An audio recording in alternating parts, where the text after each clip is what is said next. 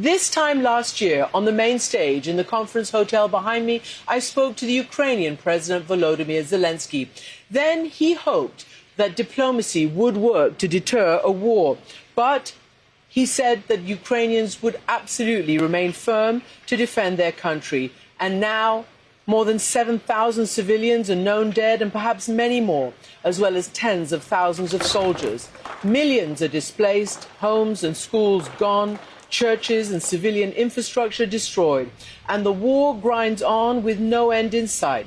But a year ago, no one predicted that Ukraine would still be hanging on, much less taking the fight to Russia itself. Today, here at the Munich Security Conference, President Zelensky addressed the people, the leaders, by video. And he said that he still needed weapons, appealing for those weapons for more support to sustain democracy and global security. Now, as leader of Europe's economic powerhouse, the German Chancellor Olaf Scholz has huge influence over whether Ukraine gets the support it needs. And so, after his speech here in Munich, we sat on the stage together and I was able to ask him about whether this would be a sustained effort for as long as it took. Mr. Chancellor, this time last year, I had the privilege of sitting here with President Zelensky. The United States had told him maybe you shouldn't leave your country because something might happen. But he came here anyway to say that our fight is your fight, as he did again.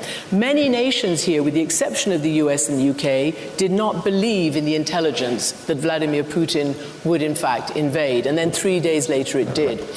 You heard President Zelensky just say this must be over this year. Do you share that belief that it can and must be? I think this is really a very brutal war. It is the imperialistic approach of Russia to conquer the whole Ukraine still, or big parts of it.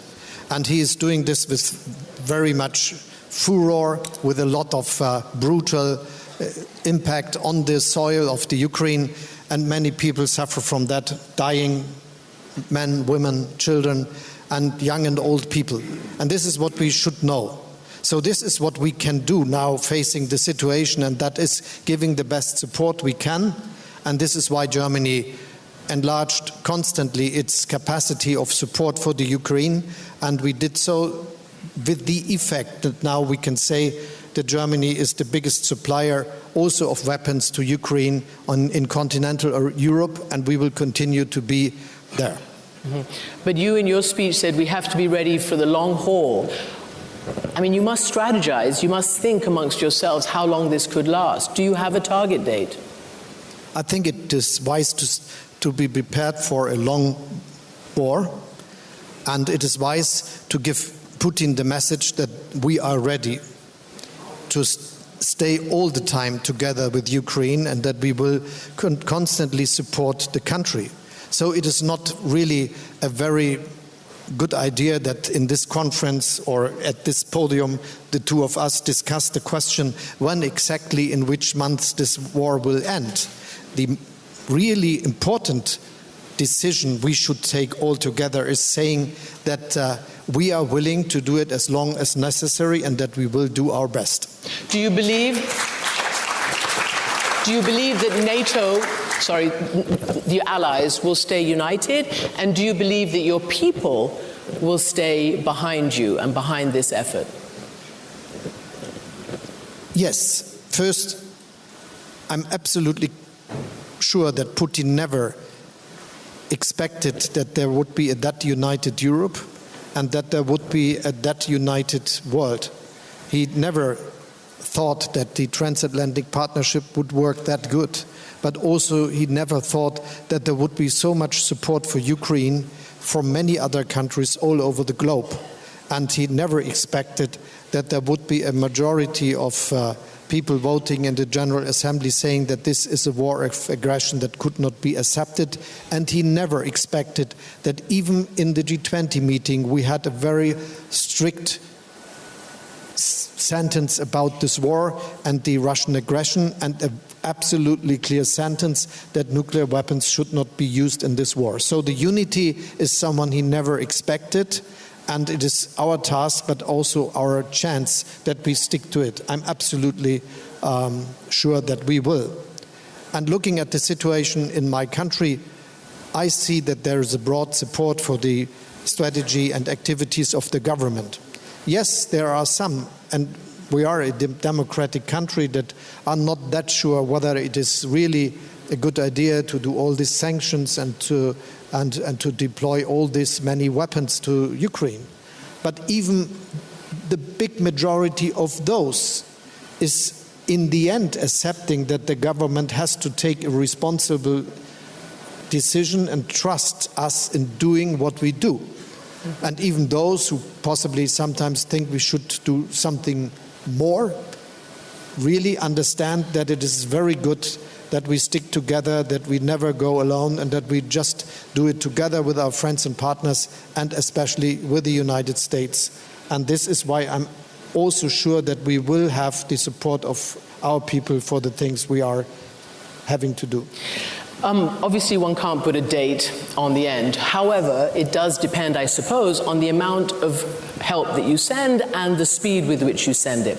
So no point in going over the length of time it took to get the Leopard tanks, and for you to say that, the sort of choreography between the UK, US, and Germany. But now you seem to be in the position of having to persuade all those other countries that were trying to get you to send the Leopards, or their Leopards, to actually send them. Why? There is a question I have to ask to others, especially those who were so much urging me to act in a special way. And I will just repeat, the only strategy for being united is never doing something just for your own, and to discuss with your friends and partners, and this is what we did.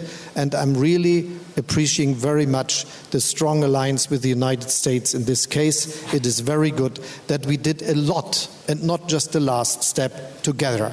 And I'm sure we will continue to be together in this very difficult case. When will they get there? When will the tanks get there, yours and the others? So we are working, the Minister of Defense is here, he's working very hard to make it happen, and the industry is doing the same so that we are able to deploy the first Leopard tanks very soon, and also with trained soldiers. This is what we already started. And we are doing so also in giving training and support for all the maintenance which is necessary, and ammunition to other parties that will join. And as I learned, many are not able to deliver the most modern tanks, which we do. I hope some more will join also in this case. But in the ones they are delivering, we will give the support as well. And as you know, there is also a big number of older tanks which we will deliver. And so this is all together what we can do. It's part of our joint activity, and I'm sure that in the end it has a concrete military effect. But the most important effect in this case is that Putin learns that it is a miscalculation if he thinks he can just stick to this course as long as necessary, and then we will stop our support. This will not happen. Chancellor, there's also some worrying information or reality about your own and generally NATO's ammunition stockpiles. Secretary General said this week that what used to take 12 or so months to order and produce is now taking 28 months. Is that a worry? I mean, they are using a huge amount of shells, obviously, but how can you continue to prosecute this war if you're running out of ammunition and the production has not yet ramped up? First, I discuss very often with Jens and also with Boris, the defense minister in Germany, and my foreign minister, Annalena, that we have to change the way of dealing with the industry. So in the last years, more and more, we thought that the relation between the public defense department and the industry is something very similar to a company that is buying a car. So there is always a stock of cars, there's a permanent production, there is always what you need for maintenance. The way we did it in the past, in the last 20 years or so, is that we once ordered and we agreed that the production is stopping because we have already bought what we need. So we have to understand that for our security, we have to change the way of dealing this fact. We need a permanent production of the most important weapons we are using, and this is also due to maintenance questions, and this is also due to the question of munition. And so this is what we are learning, but learning it means that we are now taking action in case of our own defense capabilities, but also doing it in supporting Ukraine. So you already may have heard that though this is a weapon that has not been used and produced for, I think, 20 or 30 years, we are now producing again the munition for the Gepard flag tank, which is very essential in defending Ukraine from missiles and other things, and it is something which we are starting so that there is a constant supply.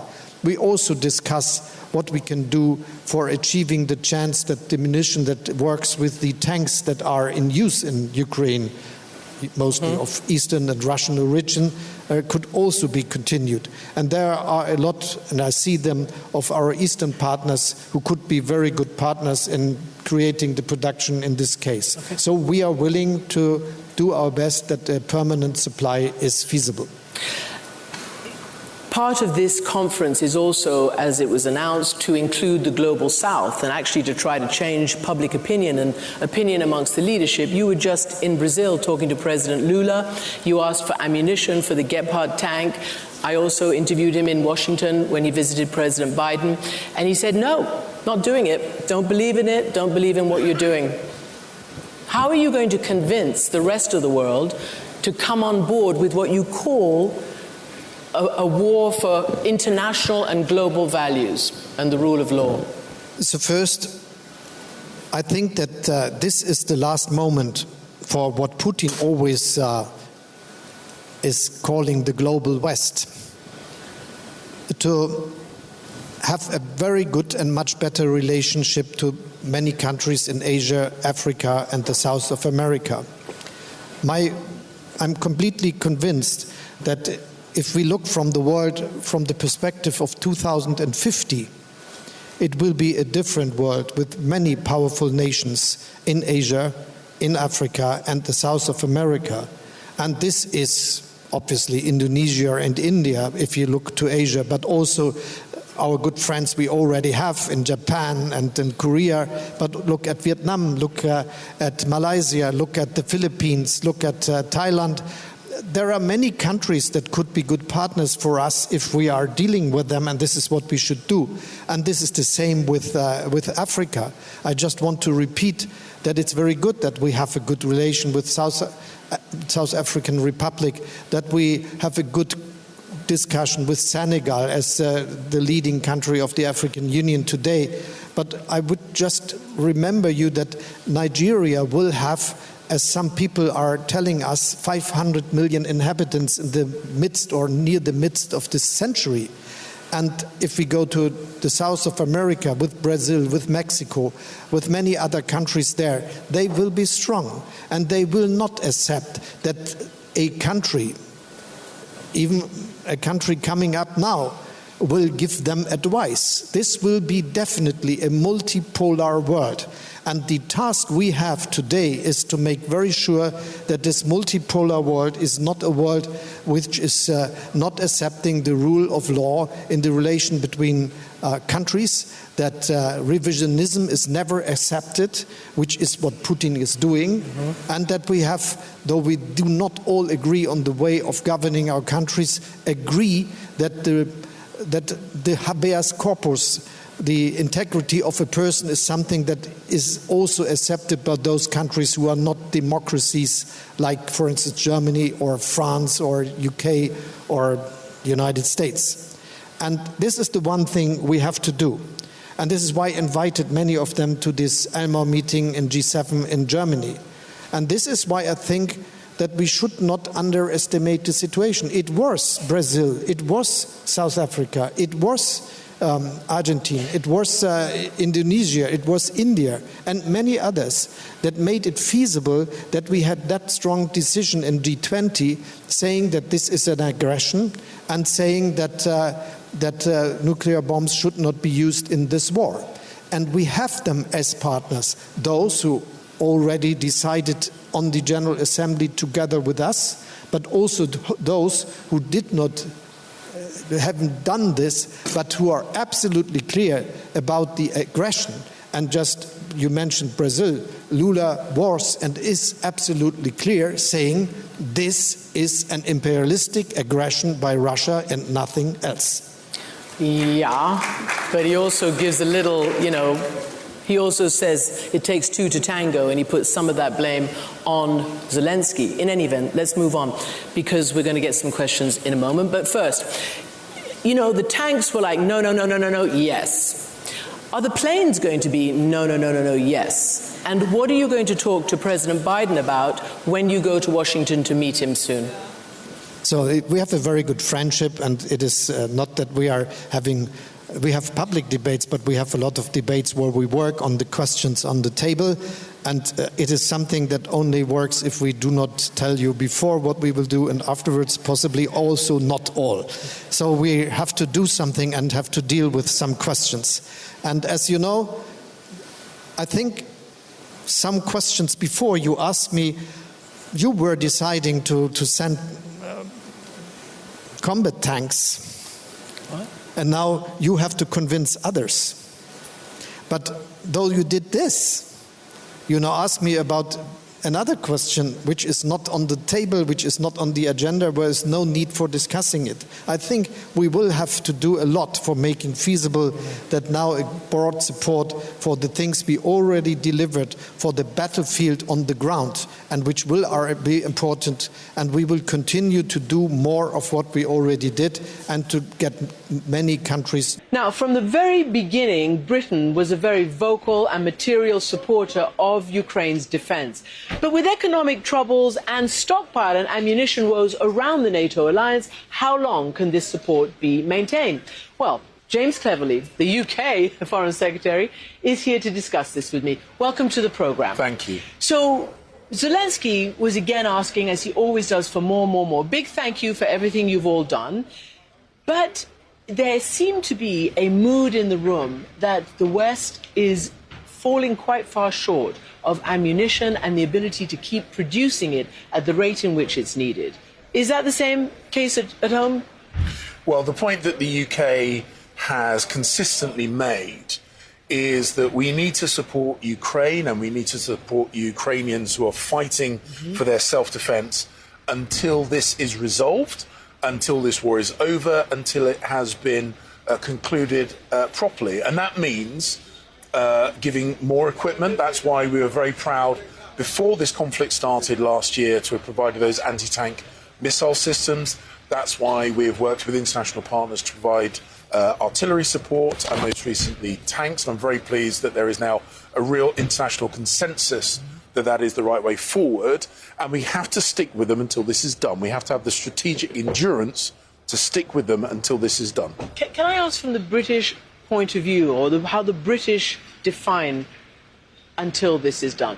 What is victory? I know you say that Putin can't win and Ukraine must win, but we haven't heard specifics about what winning looks like. To your mind, what does winning look like? Well, what I'm not going to do is either explicitly or indeed implicitly dictate to the Ukrainians what should be a decision that is rightly made by them. But it's clear that we have to send a message to the whole world that you cannot invade your neighbour, you cannot brutalise their people, you cannot destroy their infrastructure, you cannot disregard the UN Charter with impunity. Vladimir Putin has to be seen to have been unsuccessful in this aggressive attempt to redraw borders by force. That ultimately is what him failing and Ukraine succeeding has to look like. And that, again, it would be great to get some sort of clarity of how you war game it out. What does that look like? When does Vladimir Putin, to your mind, feel the pain enough to do exactly what you're saying? Know that he cannot succeed? So he has to enter negotiations in good faith. All conflict ends in negotiation. We want this conflict to come to a swift conclusion, but it's got to be when the Russian leadership enter negotiations in good faith. Up until this point, we have not seen any indications of that good faith. But it needs to be in all our minds that Vladimir Putin will lash out, he will get aggressive, he'll make all kinds of threats on the road to ultimately recognising that he cannot and will not win. We need to be prepared for that, we need to expect that, and we need to make sure that when he does finally get at the negotiating table, that he is negotiating a meaningful and sustainable, permanent peace settlement which does right by the people of Ukraine who have sacrificed so much. So the US, the CIA director, has said that there's no sign that Vladimir Putin wants to do, as you say he has to do, negotiate in good faith. He's not at all ready to do that. The Ukrainians, and again today to the BBC, President Zelensky said, our condition is that he's out of all our territory, including Crimea. Is that something that you support?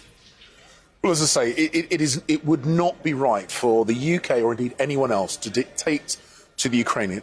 It's been their sons and daughters and brothers and sisters who have lost their lives. It's been their cities that are brutalised. Last year, when I was in Kyiv and in Irpin, just on the edges of Kyiv, I saw the damage that had been done by Russia's invasion. I saw the graveyard of vehicles full of bullet holes as people were shot by the Russian forces as they tried to evacuate from Kyiv. I heard stories of Ukrainian children being forcibly deported to Russia to have forced adoptions. And we don't know how many, right? We don't. But what we do know is that the people of Ukraine have suffered enormously, and I think it would be perverse for us or anyone else to start telling them what their victory conditions should be. Of course, we are good friends, and of course we are close supporters, and we will always act in their best interests to help them bring this to a swift but equitable conclusion. So you must be looking and waiting for this much vaunted Russian offensive. I, for the life of me, can't quite understand, has it happened? What are you seeing? We get all sorts of different scenarios painted. Obviously, the Ukrainians are very concerned about it, and they're fighting very hard up in the Bakhmut area, and it's tough. And as I said, ammunition and the like is dwindling. But similarly, I've asked intelligence and others, and they don't see a mass of either Russian new troops, new heavy vehicles, aircraft or anything. What are you seeing that you can tell us? Can you tell us, like you did last year, that part of the intelligence? Well, obviously, I'm not going to start no, but last discussing. Year you did. We so did. Just what you can tell us in general. That was very conscious. But I think what we should recognise is that throughout this conflict, as Vladimir Putin has been progressively unsuccessful in his various attempts, he has changed the way he has attempted to brutalise Ukraine. So initially it was tanks around Kyiv, then it was the fighting we've seen in eastern and southern Ukraine, and then of course most recently we've seen these vicious attacks on civilian centres of population and civilian infrastructure. Yeah.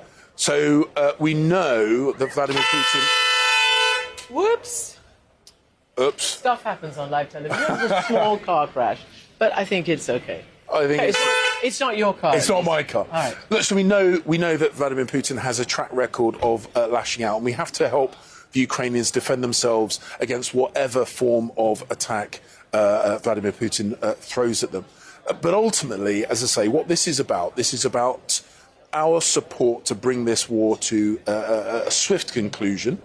And that does mean, at some point, Vladimir Putin needs to recognise that he is not going to win. And that's why we and our friends internationally have been supporting the Ukrainians with money, humanitarian support, and, of course, military support as well. Just to pivot to something very, very crucial to you, to Great Britain, more close to home. You have been in Brussels speaking with the EU, and there was some idea perhaps that the Prime Minister and you all had worked out a solution to the Northern Ireland Protocol. Prime Minister Sunak's been in Northern Ireland speaking with the parties today. What can you tell us about where that is? Well, there's been a lot of, I believe, very well-intentioned speculation over a number of months that we are just on the verge of a breakthrough and this is about to happen, that's about to happen.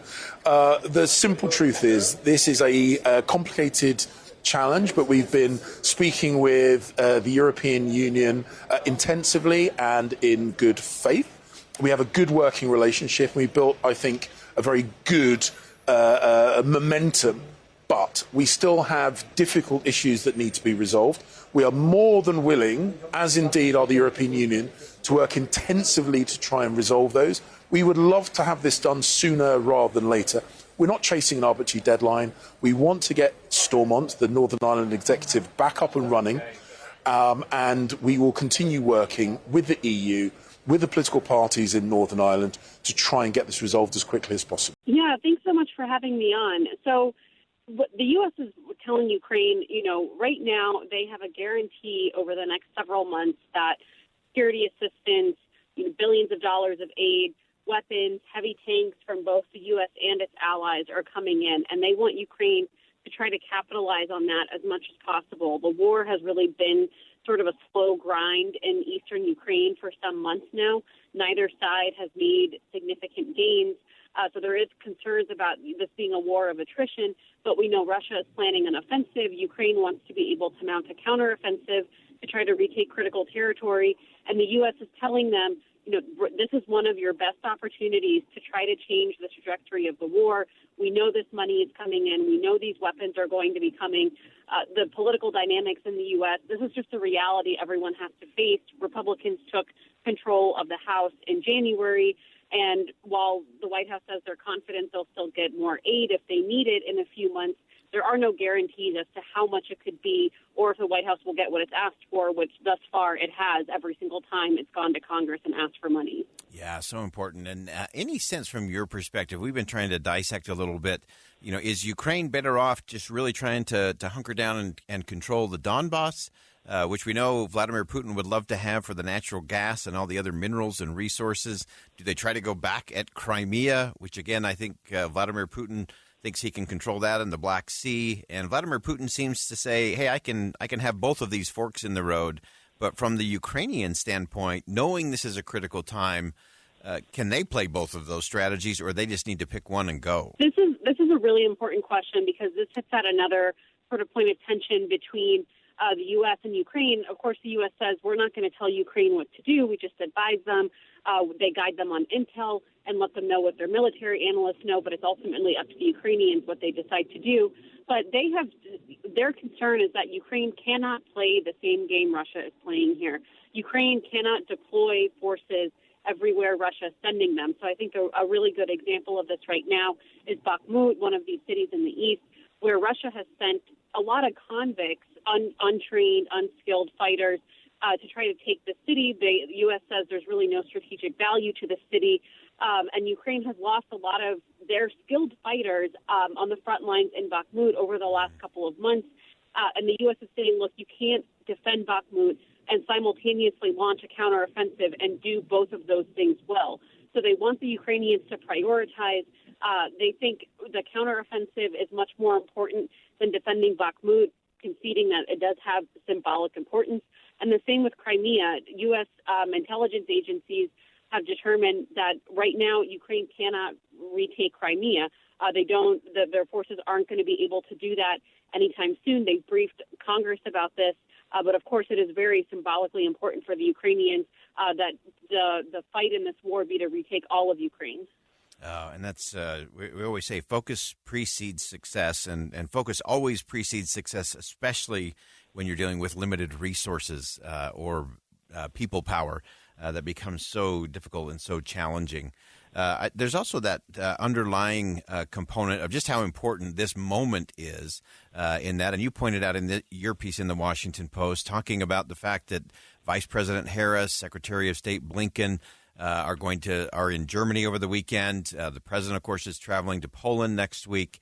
The stakes are clearly high and getting higher for Ukraine and for those critical components of the allies there in Europe. Absolutely. It's no coincidence that you have the president and the vice president and the secretary of state and the defense secretary all visiting Europe in just a few days span. And, of course, the president's visit to Poland being probably the most remarkable of those.